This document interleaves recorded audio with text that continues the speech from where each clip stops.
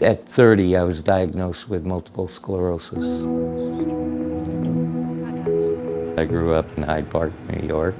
I joined the military at 18, Marine Corps, honorable discharge. After that, I decided to go to California to go back to college. To afford the living there, I worked with Disneyland. I spent about 2 years with a cane and a walker. At the time, it devastated me, but I think more it was devastating to my family. It has a burden on not the individual with it always, but the family trying to help and support the individual. I was looking all through Kingston to find a place to live. It was difficult because most of the apartments didn't have ramps, lifts, elevators, and you're lucky if you found one on the first floor.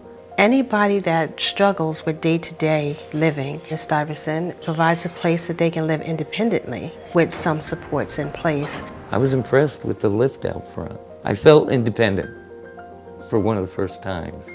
Really, truly independent, without saying, can someone help me? There. It's good to have sidewalks. I liked most of all the old buildings that were built so many years ago, including the Stuyvesant. That was built in the late 1800s. Harold lives on a fixed income. He's a veteran. You know, he needs a place that's safe, secure, and meets his needs. And I believe every veteran should have that opportunity. He told me what to do, so it really went pretty well. I'm good. The Community Inspiration Award. You know, why does Harold deserve that? Well, we could start with, just recently, our proposal to create Landmark Place, affordable and supportive housing for seniors, including persons with disabilities. Harold was right there, came out to the public hearing at City Hall, and he said, the hardest thing is not having a disability. The hardest thing is not being accepted by your community. He's just an inspiration to me.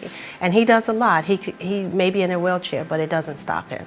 Harold has the ability to listen to what people are saying and then become this voice that is heard well within the community. I wasn't able really to use a motorized chair until there was more,